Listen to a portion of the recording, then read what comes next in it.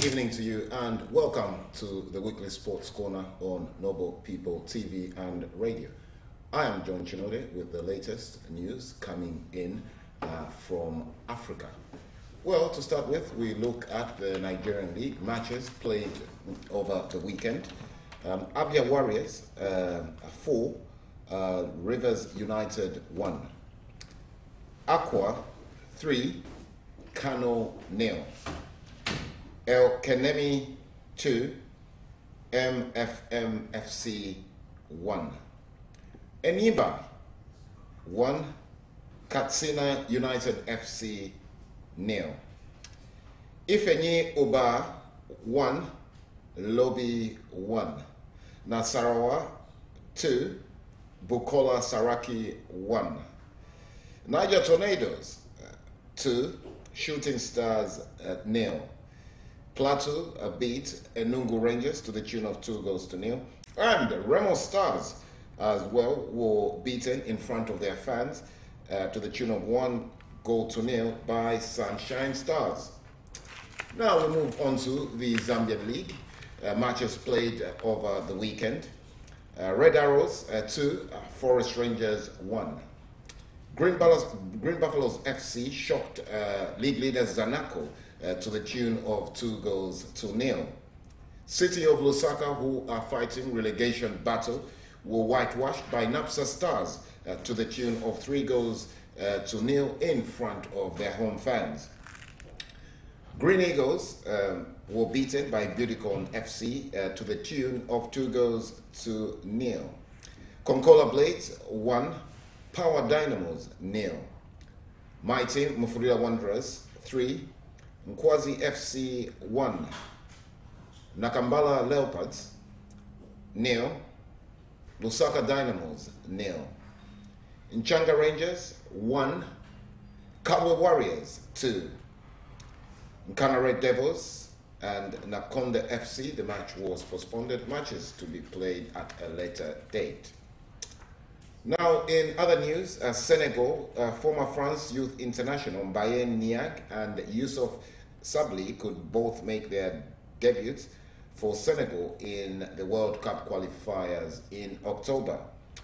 The duo are in the Teranga Lions squad for the 2018 World Cup qualifier in Cape Verde on the 7th of October. And in South Africa, or rather in Zimbabwe, in the ongoing COSAFA Women's Football Tournament, Zambia and South Africa have sealed their place in the semi-finals of the 2017 COSAFA Women's Championship in Bulawayo. On Sunday, the contrasting results put host Zimbabwe now who have to wait 24 hours to learn their fate after beating Malawi. Zambia finished top of Group A with a comprehensive 7-1 victory over Madagascar, while South Korea were held 1-1 by Botswana, but still managed the #1 position in Group C. We now look at as well the Tunisian League in North Africa. The matches played in Tunisia over the weekend. Stade Tunisien 1, Zassi 0.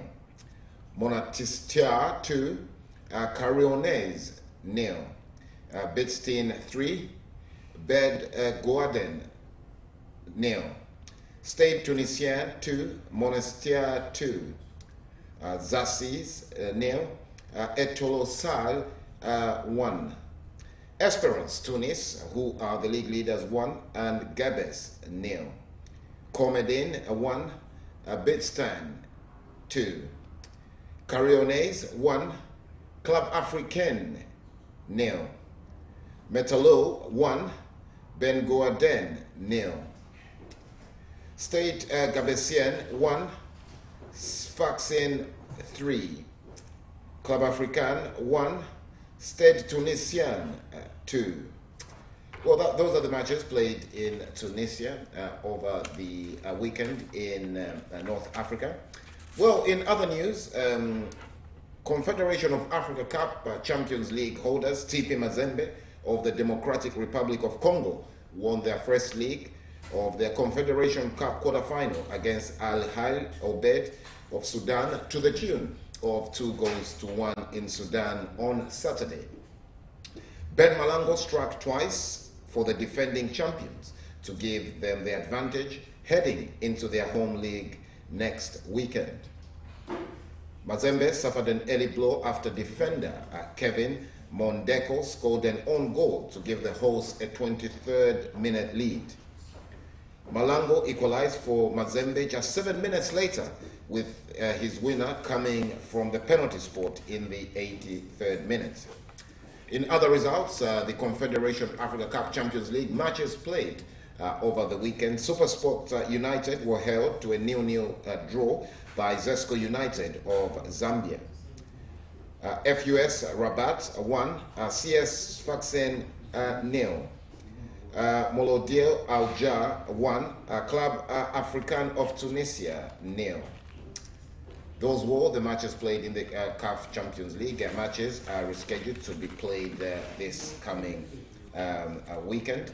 And of course, in other news, the Teranga Lions of Senegal have, again, as I mentioned earlier during the news, that the 22-year-old Nyayanga, who is on loan at Toronto from AC Milan, had previously rejected the Teranga Lions in 2011 after qualifying through his parents. A third player hoping to make his senior debut for Senegal is Alfred Gomez, age 24, a former Italian youth international goalkeeper. However, coach Alao Cisse has included experienced Premier League quartet of Sadio Mane, Chico Koyet, Eldris, Ghana Gueye, and Diafra Sako, who last played in 2015. However, there are no place for Stoke City's Mame Biram Diouf, who has just signed a new contract with a Premier League side. Guinea-based goalkeeper Kadim is the only African-based player in the 26-man squad, but there is no place for fit again Pepe Squire, who played for Crystal Palace last week for the first time since a car crash last September. The Teranga Lions of Senegal, who were quarter-finalists at the only World Cup finals appearance in 2002, are third in their group as they aim to reach another tournament. Well, of course, in other news, Algerian side, Molado Alga, also have won their home league match 1-0 on Saturday against another Tunisian side, Club African. Well, that's the news that's coming in from Africa. Remember, this sports program is dedicated to bring you the latest of sports that is coming in, or rather news that is going on or happening in the continent of Africa. So this program is strictly and centered around African football league played in Africa, tennis, squash, badminton that is played in Africa. So if you'd like to know what is happening in the African continent, always tune in to this program every Wednesday between 6 and 7 p.m. If you would like to give us any news wherever you are, please feel free to call us on the number that will be flashing shortly on the screen, or better still, drop us an email, info@noblepeopleradio.co.uk. Well, Zambia takes on Nigeria in a very much spoken about game that will be played in Nigeria in 2 weeks' time. Of course, Nigeria are group leaders with 10 points, whilst Zambia are on 7 points.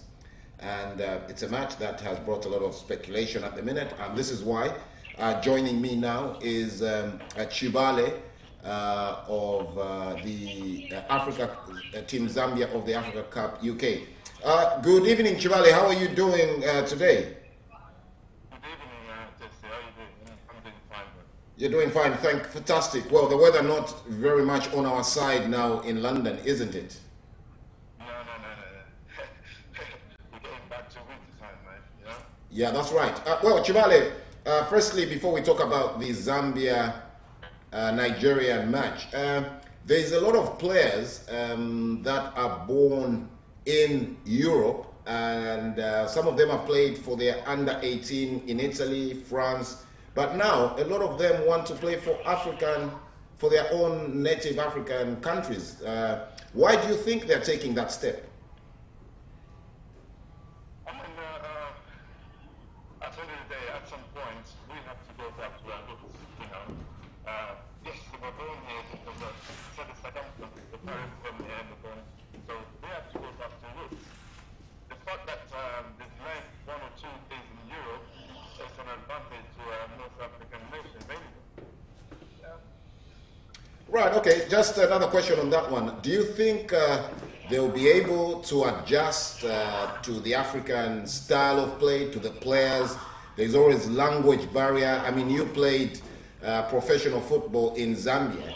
So, I mean, how are these players, how do you see them adjusting in terms of language, culture, and etc.? Tell us more.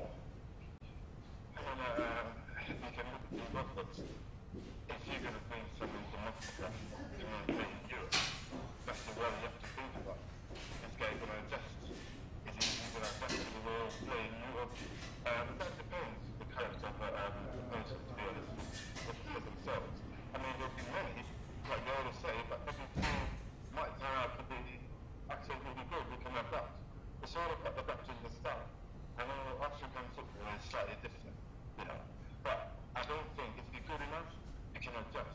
I'm sure they can do that. I mean, the language barrier, it depends as well. I mean, I've got a child from here. I try and talk to him in my language as possible, as much as possible. So, I mean, he can pick it up. Most of them think so much. It depends individual players if they can easily adapt and adjust to the African style they are not. Right, okay, let's move on to the match, Zambia versus Nigeria. Of course, Zambia 7 points behind Nigeria. Do you think the pressure now is on Nigeria, or the pressure as well is on Zambia now? I think it's on both sides. Why do you say it's on both sides? If you look at the history of the two teams, it does not matter who's playing or what kind of tournament. The both clubs will, at some point, not long ago, we had equal wins to the amount of time that Zambia and Nigeria met. You know, certainly I can look at maybe the last 4 games where actually Nigeria faced us, maybe 2 wins to the amount of time they've met. So these two teams, they actually know each other very well. And every time we're going to meet, it can go either way, you know. I know Nigeria could be like have an advantage playing at home, but who played it at home before? You know, so both teams. I mean, Zambia, they pulled off 2 incredible wins in the last 2 games. So they're going there, and I'm thinking, you know what, we can beat Nigeria. When they played at home, Charlie lost 2-1, but they can turn out and say, look, what we're going to do is they're one of the great teams in Africa, so they have that advantage or they could that push to go into this game. I'm thinking, you know what, we can pull off a win. And looking at the history between the two, well, I can't see both ways. Obviously a draw and stuff, but I mean, being patriotic, I would say Zambia will win. Right, okay, now let's look at Nigeria. How do you think Nigeria will go in this match mentally? I mean, you've played the game. We've only played football in the park. You've played at that level. How do you think Nigeria are going to go into this match in the first 20 minutes of the match? If I were their coach, I would be patient. Patience would be the key. They're not going to go rushing into it saying we're going to kill up Zambia. Yeah? Zambia might seem like it's a youthful team, but they've got a lot of experience. Their coach played in some games against Nigeria. So if they're going to think they're going to kill Zambia in the first 10, 15 minutes, maybe over 20 minutes, I think they'll be making a big mistake. They should approach this as